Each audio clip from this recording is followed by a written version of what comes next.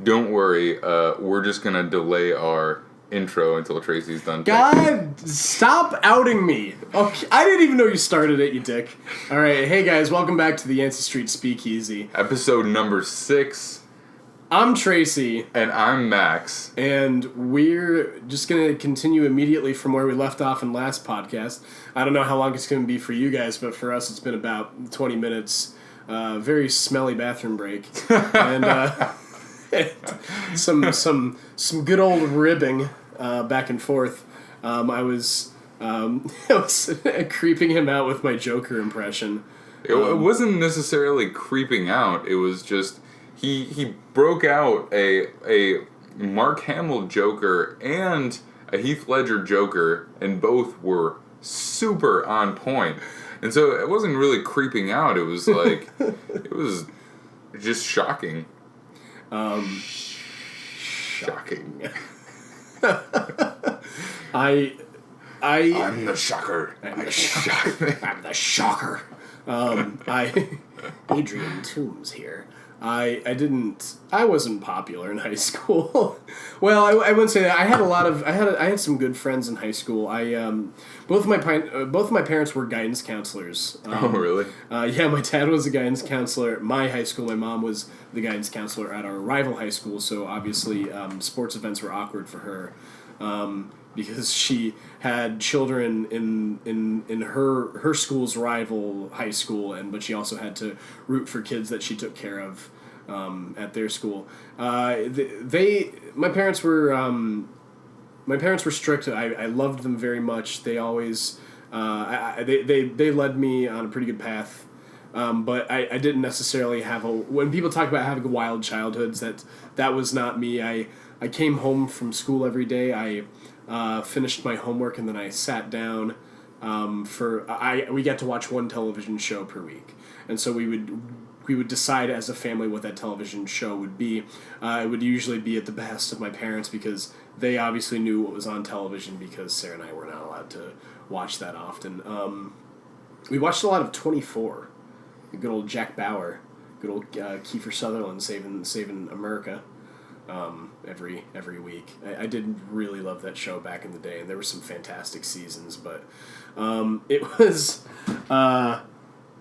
but yeah, I did a lot of I didn't when there would like be parties or like social gatherings, stuff like that. I usually wasn't allowed to go, or I wasn't invited because like if there was any mischief to be gotten up to, I think people were afraid that either me and my sister would be narcs, and we were just like, no, we just want to join. So I did a lot of really nerdy stuff. This is during the period I started drawing a lot. I started which was a huge mistake. Yeah, what a huge mistake. I should have stuck with the macrame. But yeah, I started drawing a lot. I started researching nerd stuff like Harry Potter theories and other book series that I should start reading. And then I also would sit in my room, and I would either practice doing impressions, or I would of like people I saw on TV, or I would do magic tricks. I actually know a series of coin and card tricks. I'll show you at some point. That's usually something that doesn't appear until I drink quite a bit, and then my sleight of hand comes back to me. It's very strange. I also had a childhood where I was not invited to parties. I'm not sure if I would have been allowed to go, but it never came up because I just wasn't invited. So I was not. I'm an extrovert. I'm more of an extrovert now. I was not an extrovert. Likewise. In high school, and even in the early years of college, I was very shy. I was a shy guy too.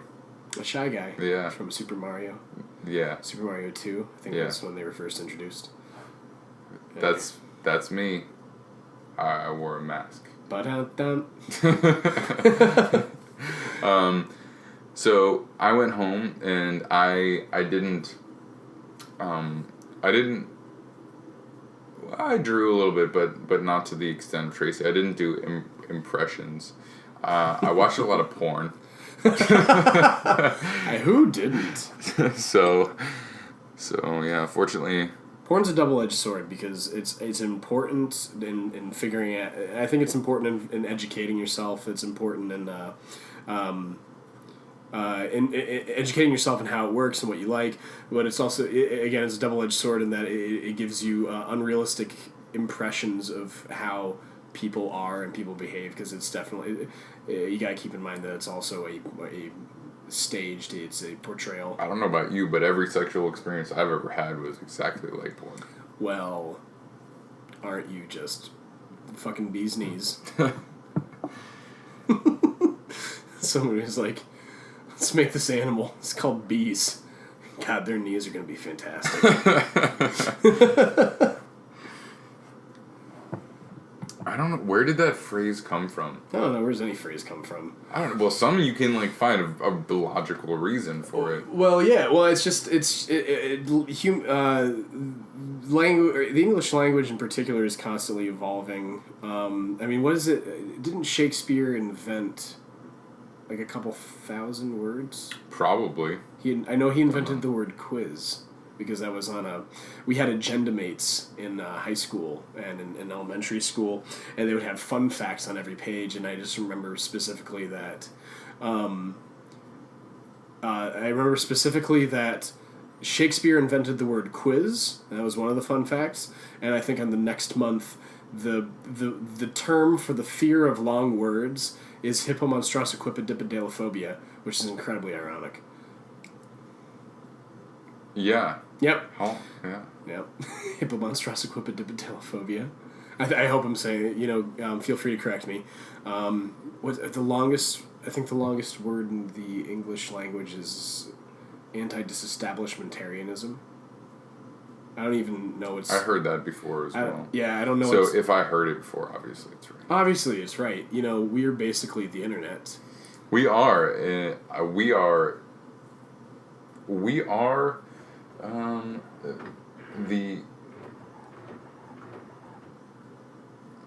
That was weird. Yeah. There's a ghost in the house. It's in my printer, apparently. Oh, fuck. Ghost in the printer.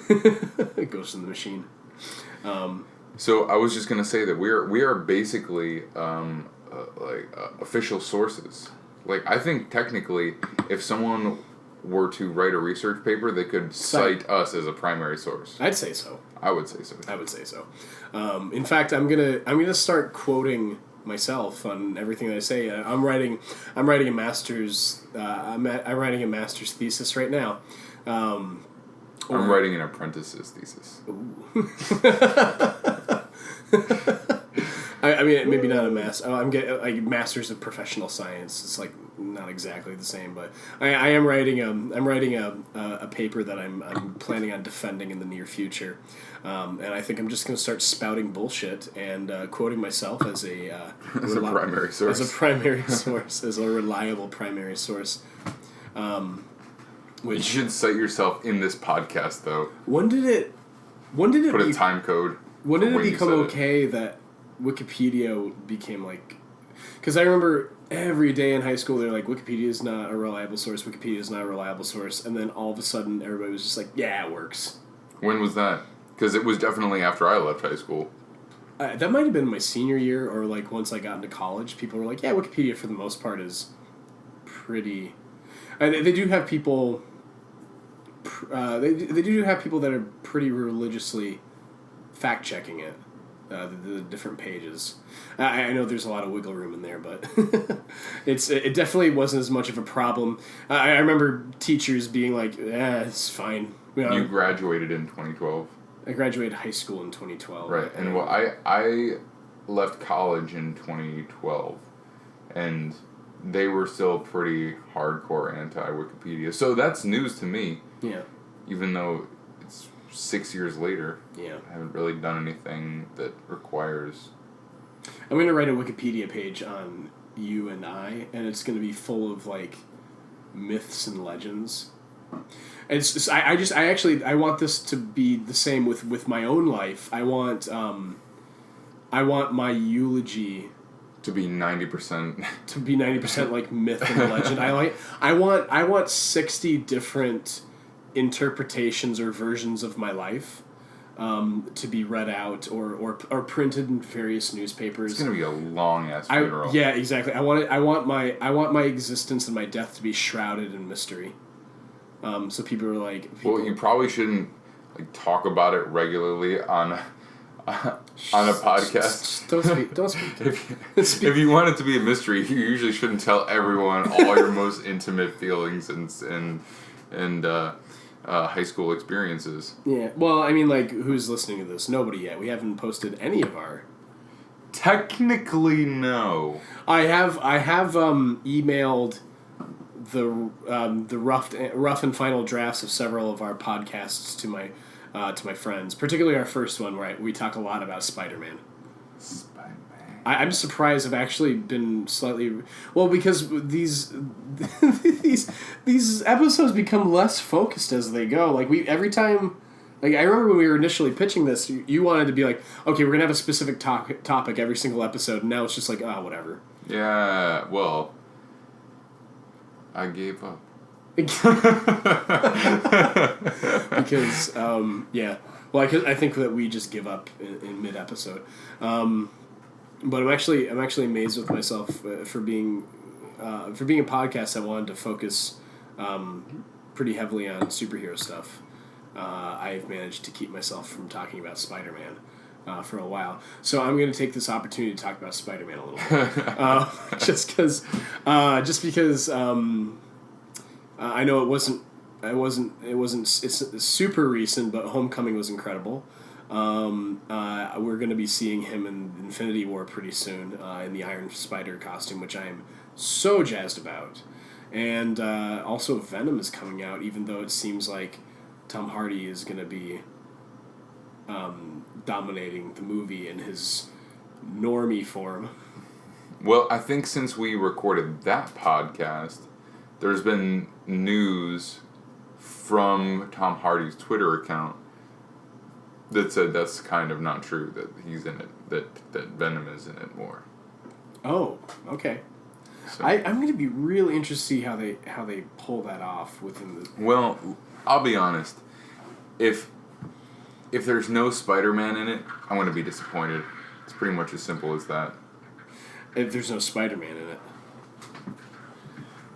Hang on. Kitty cats require entrance. Hey, Tomas. What's up, boy? What's up, big boy? Meow. Yeah, I forgot. Would you like something to eat? I think I'm just gonna... So anyway, FYI, I want to F your A. Oh, hey! We're back. If y'all haven't seen Ninja Sex Party, you should probably stop what you're doing right now. Go watch it, and then immediately come back because we're far more important. Just kidding, I love those guys. But we are more important. Yeah. Anyway, Venom is a character. And he does the things that a Spider-Man can, except he's not as nice. And he has big teeth. And he has big old... And a long licky tongue. A big old long licky tongue. And he is sometimes... a meanie bobini, and so that's the character. One of my favorites, super complex, meanie bobini. Moving on. Ready for that fucking show? Ready for that movie, man?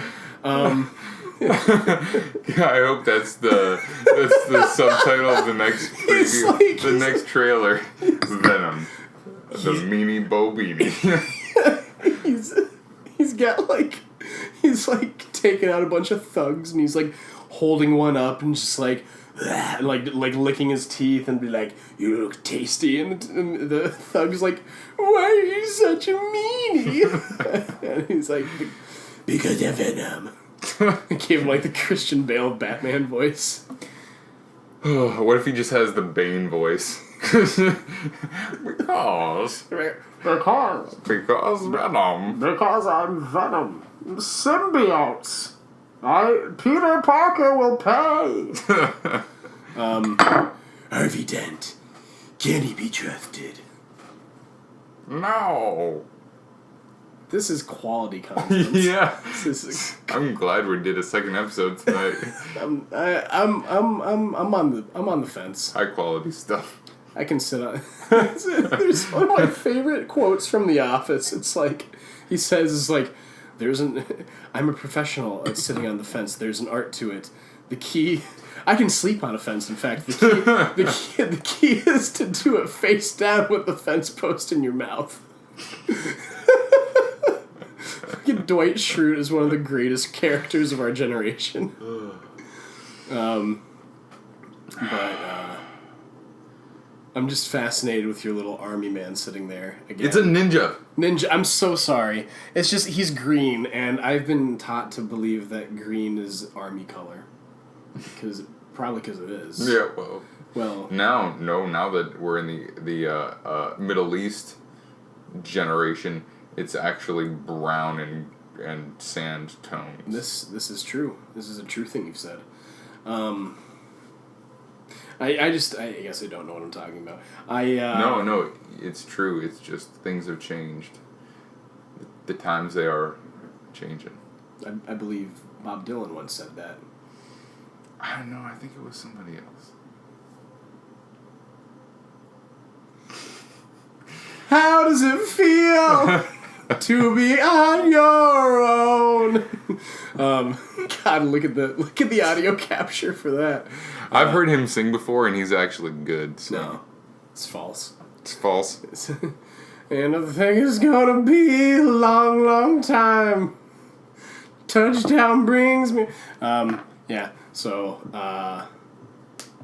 it's lay me down in sheets of linen. I used to sing. God, I love that song, and I used to sing it. Hold me closer, Tony Danza. I don't know why. I don't know why I thought it was that. There's a Sheryl Crow. You really thought it was that? I genuinely thought it was Tony. Maybe you just assumed that. There's a Sheryl Crow song called Maybe Angels, and I used to sing it Baby Angels. And my parents loved that. They ate it up. They thought it was the cutest thing. They have lots of videotapes of me singing about Baby Angels. There are lots of videotapes of me dressed in lederhosen doing traditional Bavarian Schuhplattling. So I need to there's that. I need to get my hands on these.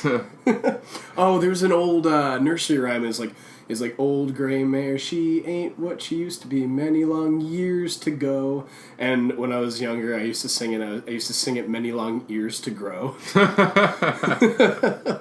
Apparently, I'm amazed that you remember that. I think we discussed this earlier. I have a very strange memory.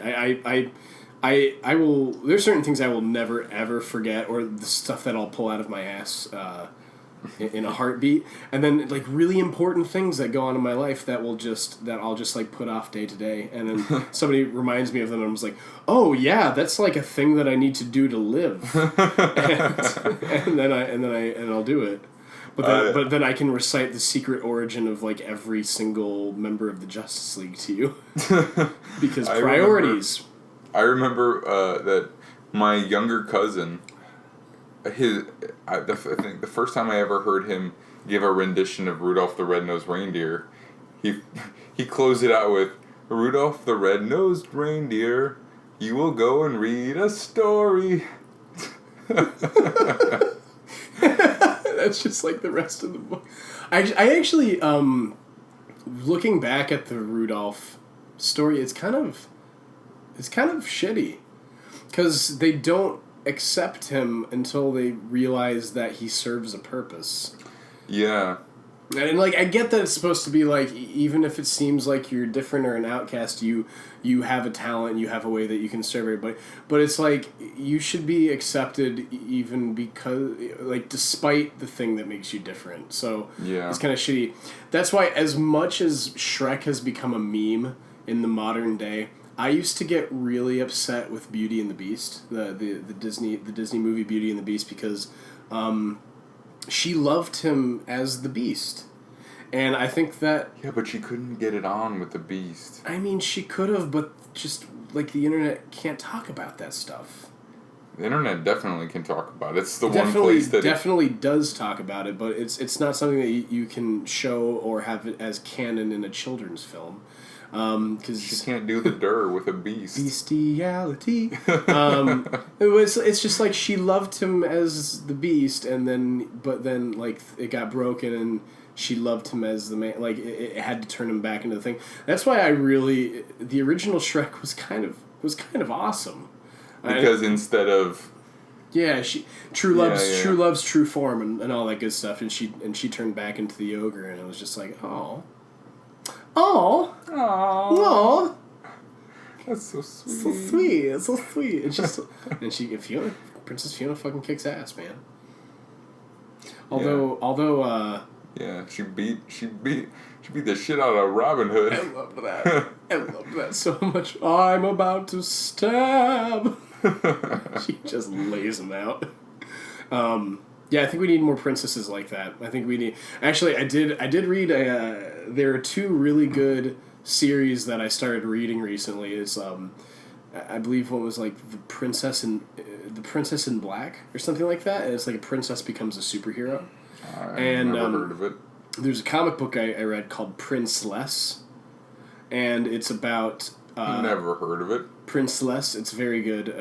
What I read of it was very good. It was about this girl that gets trapped in a tower guarded by a dragon until a knight in shining armor, her Prince Charming, shows up to save her. And she just decides one day, she's like, fuck it, I don't want some dude to Was that her phrasing? She's just like, fuck it. Fuck it. Yeah, no, she doesn't. No, definitely not that. She was just like, no, I don't want this. I don't want to wait for some dude to come sweep me off my feet. And she's actually like very good friends with the dragon at this point. She like converses with it, and like they kind of dish and stuff like that. And then eventually they bitching in the kitchen. Sorry. I love that term, bitching in the kitchen. Which is super sexist. Yeah. So it's kind of ironic for. I have shortcomings. Anyway, I apologize. But anyway, so she decides, I'm trying to make like a super feminist point using a sexist thing.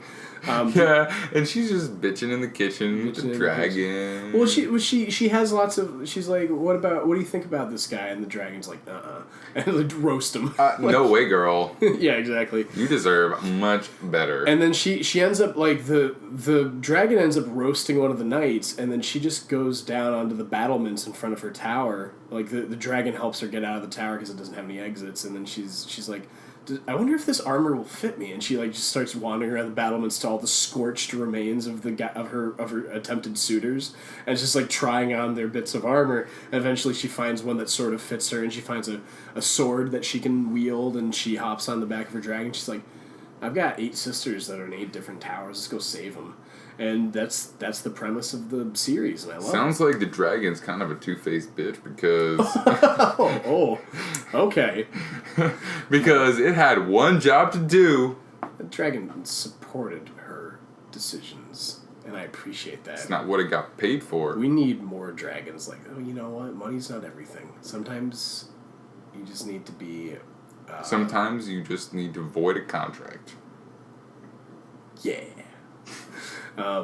Yeah, but then it's like there's like a side plot with like there's like the Prince Charming school, like Prince Charming opened up a school on how to be a proper gentleman and all that stuff, and it's just really funny.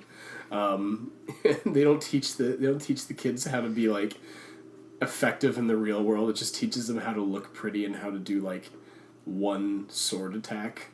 So like you look good while you're attacking with a sword. It's like, take off that helmet. Do you have helmet hair? No, you don't. Perfect. Like that. It's like that sort of thing. But read Princeless. It's very good. I enjoyed it. I like comic books. Speaking of comic books, we're going to take a second to gush about Image Comics, because I believe Image Comics was formed when a bunch of people left Marvel. Yeah. Yeah. I don't know how many. I don't know what a bunch is, but I know at least... I know a good chunk left Marvel, formed Image Comics, and they do less. They do less mainstream serial comics, and they've created the whole Valiant series. They've created, I think they do Saga,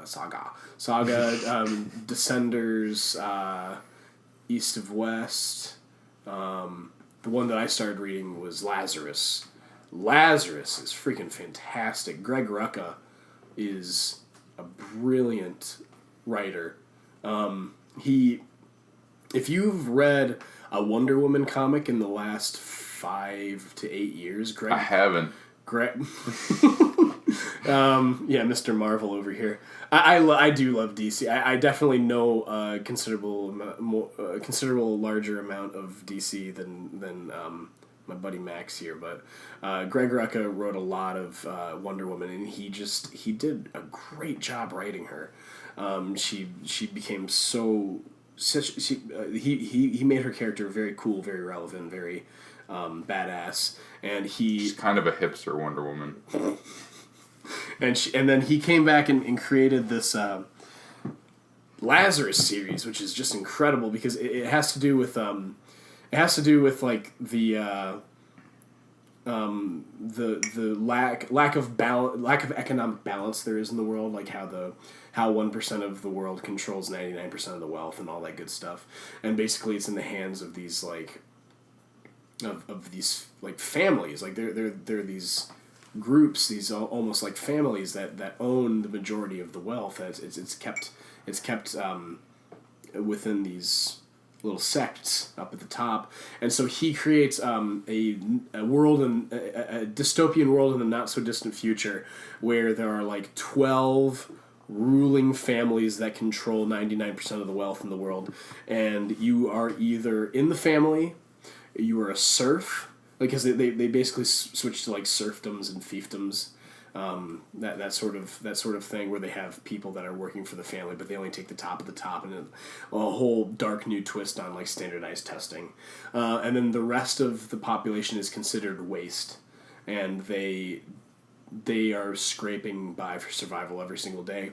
Every major family has a Lazarus, which is a nearly immortal gladiator that they kind of use to represent the family. So instead of having, they still have armies. They still have standing armies in the comic book that fight each other. But the family's Lazarus is kind of the gladiator of the family. If they ever have to they do like trial, very very Game of Thrones-y style trial by combat and stuff like that. It's just very very cool. The main family is the family Carlisle, and they kind of control the U.S., everything west of the Mississippi.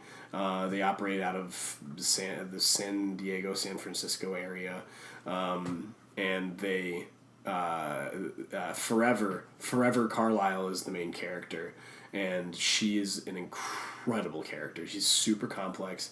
The world that he built there. Anyway, I'm rambling. Read Lazarus. It's fantastic. It's really good. It's the best comic I've read in a really long time. It'll make you think. It'll get you super invested. I can't wait for the next, I think, book 6 to come out, because book 5 dropped some fucking bombs on my world. It's been a wild ride. Love that series. Image Comics, man. Good stuff. All right, well, I'll get right on that. You better. You better. All right. Thanks for entertaining me, rambling about things I like. Let's get something with a little more focus, like Max. I have lots of focus. Let's talk about me. Yeah. Tell me about you. You sitting there and you got your gray sleeveless T-shirt. You got your NFL hat on backwards. You nailed it. There's not anything more to me than that. that is you. You were. That's it. A shell of a man. I'm a hell of a man. You're a hell of a man. You are defined exclusively by the clothing on your back. And the 2 pieces that you described only. Yeah, he has no pants on. So that's why I'm enjoying this podcast even more than the last one. He has pants on for the last one. Now it's all hanging out, baby. Where to go from there, I don't know. Do you think Stan Lee's a watcher? No. I think that was just a throwaway bit. I liked it, no matter what, like, despite what it was. I have no problem with it. I just am not. It's kind of like the people who love Marvel are my brothers in arms, but they're a little bit intense. I think like I mean, there are things that I love about the Marvel movies. Okay, so I love that there were Easter eggs because that's fan service and it was fan service done well. But all the Marvel fans, they want to turn every Easter egg into like a really important plot point. You know what I mean? It's like, yeah, I know what you're talking about. It's like, man, they just did that just because it was cool, not because it's going to define the next phase of Marvel movies. Just let it go. Enjoy it and let it go. I completely agree. There was like, well, I like that even the barriers established by like the agencies, like between Fox and the X-Men and stuff like that. He can even show up in those. He was in like the Amazing Spider-Man movies. He was in the Amazing Spider-Man movies. He was I think he was in some of the Logan movies. Yeah.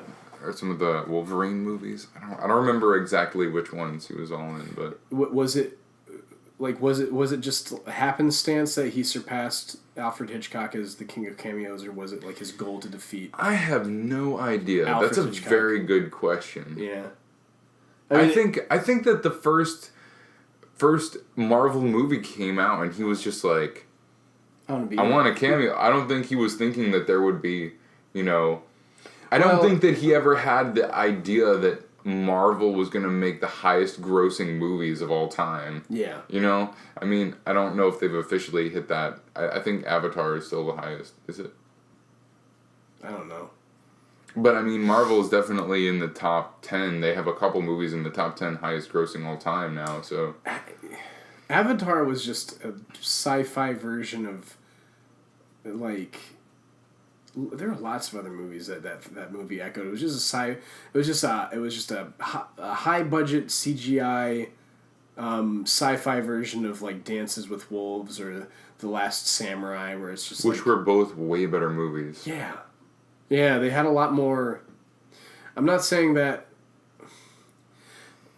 Well, I mean, Avatar The Last Samurai was basically Dances with Wolves, but in Japan. Yeah, Dances with Wolves was just.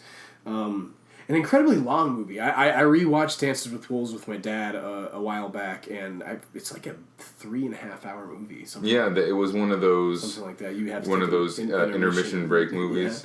Yeah, I miss the intermission break movies. People don't have the patience for it anymore.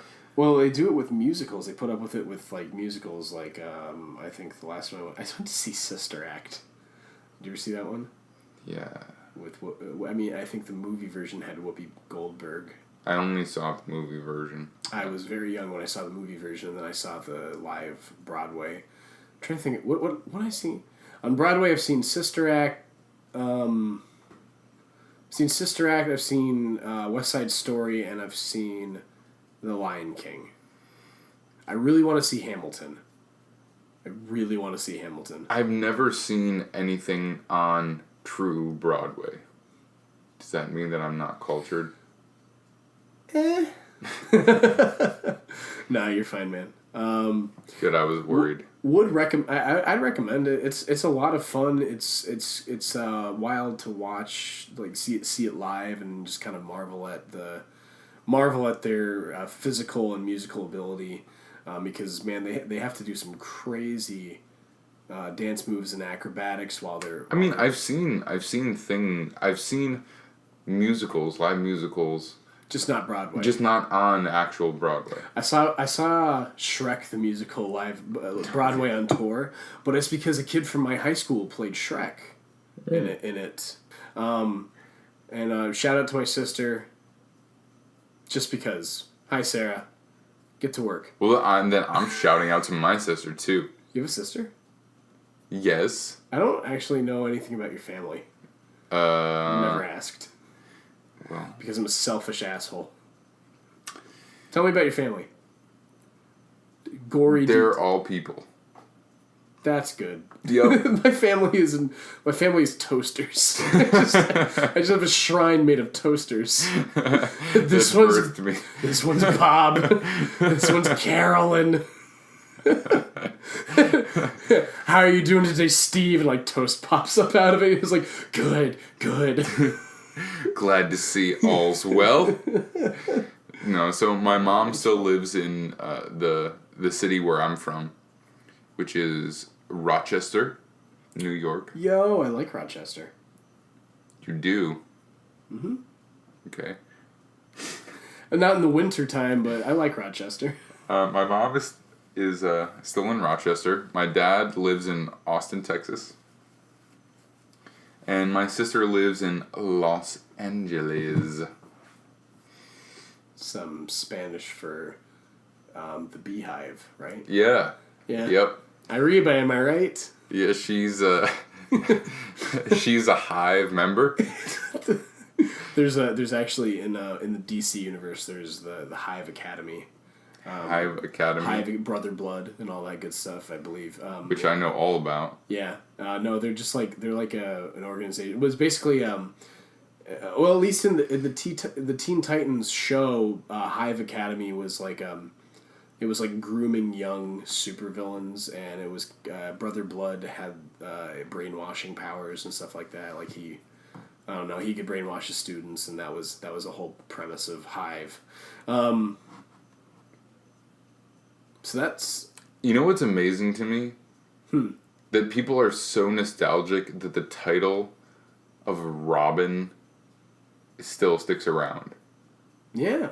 Because Batman is like, even if you step back and look at it with a critical eye, Batman is still like a somewhat intimidating character name. Mm-hmm.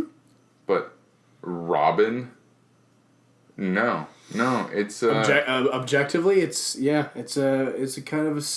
Well, to begin with, Batman wasn't necessarily definitely wasn't the character that he is today. Well, I know, but still, it's like... Batman and Robin. It's like, I'm going to be a superhero and I'm going to name myself... In his green tighties. yeah, it's like, I'm Chirpy Birdman. I'm Chirpy Birdman. I gotta admit though, man, like as it went on, Robin became the Robin family. I mean, they're his. Again, hey, all you super nerds out there, correct me if I'm wrong. Like, comment, subscribe if I'm full of shit. I think there have been 5 Robins. There was Dick Grayson. He was the original. He ended up becoming Nightwing. Yep. I thought.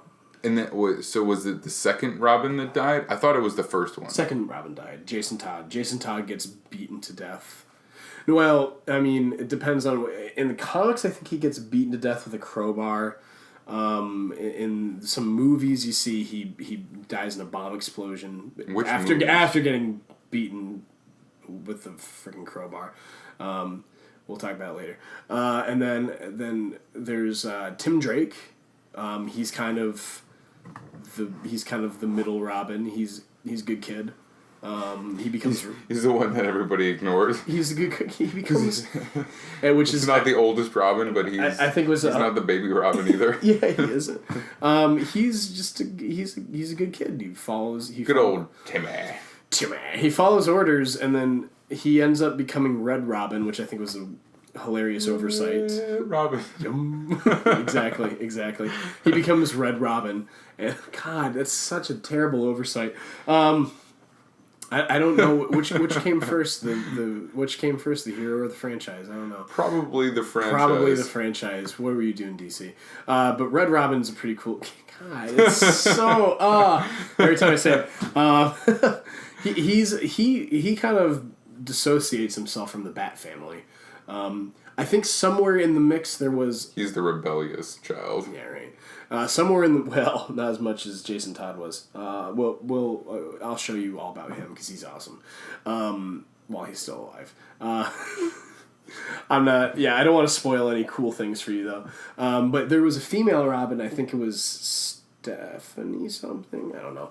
There's a female Robin. She gets killed in the midst of a gang war. And then, spoiler alert, probably not a spoiler alert because this character's been around for years now. Damian Wayne, Bruce Wayne, Batman actually has a son with Ra's al Ghul's daughter, Talia al Ghul. She... Is it Ra's al Ghul or is it Ra's al Ghul? It's Ra's.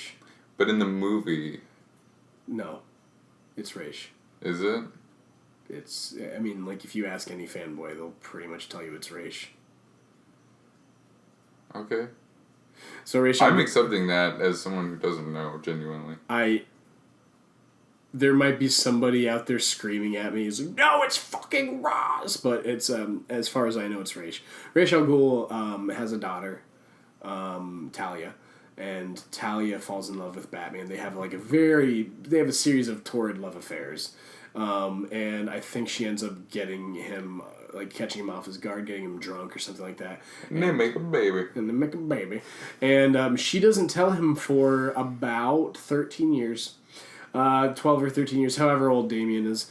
And then there comes a reason where she needs to tell him, and then Talia ends up dumping Damian off with Batman. It's like, and then Batman's like, I'm going to make my minor child also fight people at so night. Here's the thing is, Talia al Ghul is one of the figureheads of the League of Shadows, League of Assassins. Whichever. It's a whole lineage hierarchy of the deadliest assassins in the world, or people in training to be all of whom are led by John Wick. Yeah, but no. So Ra's al Ghul's thing is he wants murder to be the way that the world changes, and Batman doesn't believe that because he wanted Batman to be in charge of the League of Shadows, and he needed Batman to murder him to prove that he could commit murder and then take over as the head. So Ra's al Ghul just wants to die. He's hundreds of years old. He's been using the Lazarus Pit to resurrect himself all the time. Lazarus Pit's basically this pool of chemicals that revitalizes him, and he wants Batman to kill him so he can take over as the figurehead. Batman consistently refuses because Batman doesn't kill people. That's his one rule and everything. He just brands them with... Well, unless you watch Batman v Superman, because Ben Affleck's Batman straight up murders people in that one. I can't deny that. He runs people over with the Batmobile. Yeah. Without remorse. But maybe they were like, hey, since we made Superman everything that the character's not, we should also make Batman everything that the character's not. I don't know if I've said this in a previous podcast, but I freaking loved the scene in that movie where Batman takes down that warehouse of dudes to save Superman's mommy. Because that scene, he fought like Batman. One of my biggest pet peeves with the Dark Knight trilogy is that Batman doesn't... I'll be honest, I don't remember that scene. Anyway, so Batman in the Dark Knight trilogy, whenever he fights, I mean the fight scenes were pretty cool, but he throws these wild haymakers, and he doesn't really fight like a man who trained with the League of Assassins. He doesn't fight like a man that is a master of 23 different martial arts. He fights like a dude throwing crazy punches. Yeah, I can see Christian Bale as that guy, but I really can't see Ben Affleck as that guy. No, Ben Affleck's portrayal of Batman in action, I will say that scene in the warehouse, this is the first time I've seen, that's the first time I've seen him, bless you, sir. Behave yourself. Excuse me. We are doing a show. I'm sorry, that was very unprofessional. I hate this. I'm sorry. He fights like a man without fear. You just break into a temper tantrum. I don't like like it. I don't like it. Damn it. No, that scene, he fights like a man without fear. He fights like he fights like he knows what he's freaking doing. He's using he's implementing his gadgets into the combat. He's actually throwing batarangs. He's using his grappling hook to do stuff. He vaults over a box and then fires his gadget behind him and launches the box at somebody. He uses the shadows to his advantage. He finds enemies that are backed up against walls, and he punches through the frickin' walls to grab them and pull them through. It was just a really awesome scene. If I know Ben Affleck is... Awesome scene I don't remember. If Ben Affleck makes his own Batman movie, I'm kind of excited for it, because if it's more of the same, that's the kind of Batman that I like to see in action. I don't know. I thought Jake Gyllenhaal was already the new Batman. I don't even know anymore, man. I don't know anymore either. I've focused exclusively on Marvel for the last year or so. I just want to let it be known that I'm not a DC hater. Truly, I'm really not. I loved a lot of DC shows that came out in the early 2000s, and I loved The Dark Knight. I mean, I liked Batman Begins. I loved The Dark Knight. So it's not like I have anything against him. It's just... What about Dark Knight Rises? What'd you think? I thought that it's hard to live up to The Dark Knight. Agreed. I'll leave it at that. Agreed. But I know that Tracy has a hard time accepting that. I don't have a hard time with anything. I just Well, he has a hard time when I make fun of him. So that's why I'm gonna show you the world shining, shimmering, splendid. Tell me, Princess, when's the last time you let your heart decide? Last time I was on a magic carpet ride, which has been a while. There's a Steppenwolf song called Magic Carpet Ride. Yeah. Like, you don't know what we can find. Why don't you come with me, little girl? So why don't you come with me? Come with me, little girl, on a magic carpet ride. Want to know something hilarious? Always. So I was very curious. Which came out first? The chicken or the egg? The band Steppenwolf or the DC villain Steppenwolf? I was really hoping it was the DC villain, but guess what? It's not. It's the band. And guess what? They hit it big really soon before the character came out. So you can't even say, well, I'm sure the creator didn't know, because it was about like a year into Steppenwolf being on the top 40. It's like that character was it's named. like with the Black Panther character and the Black Panther political movement. Yeah, the Black Panther character came first, which is badass. Yeah. But guess what? The character was named after a band that was on the top 40. The Black Panthers. That year. Josie and the Black Panthers.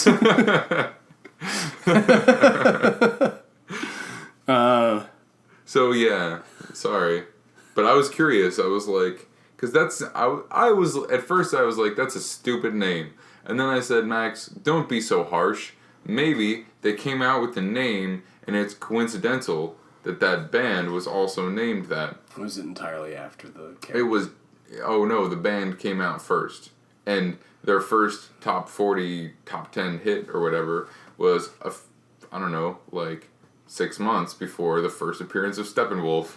So the writers were definitely like, hey, that new cool band that people will relate to. Let's make a character named that. Brilliant. Yeah. Brilliant. Sorry. My faith in the system is failing. But did you know that Steppenwolf is German for coyote? I think I did, actually. But I forgot. Also, Steppenwolf isn't really a coyote-like character, so... It wouldn't have even worked if that's what it was named. Curiouser and curiouser. Oh, man. That was my dad was in a fraternity where I think the Magic Carpet Ride song was like one of their theme songs. I can't remember. I'm pretty sure that was the case, though. It's a cool story, wasn't it? Yeah. Glad I told it.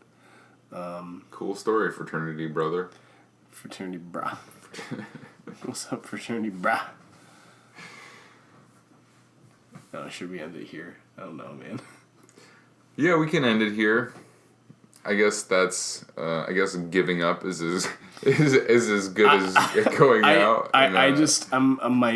My imagination juice is running low. Dried up. It's all dry. I'm all dry. You already spunked out all your imagination juice. Spunk. Yeah, that's what it's called.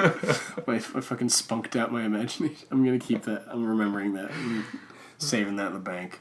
In the spank bank. The spank bank, you know it, baby. The spunk bank. The spunk bank. God, stop. It's been a rough day. I spent the night here last night, and so I didn't shower, so I could smell myself earlier today. I used the term spunk. My spunk, and he was like, "That's gross," and I'm like, "Yeah, I know." So it's all come full circle for us. You guys are probably super confused, so we're just gonna leave it here. I hope you have a great night. Remember that someone's always watching out for you. It's probably the FBI agent that's behind the camera in your laptop, and he cares a lot. And always remember that if you can smell your own spunk, it's a problem. God damn it. No.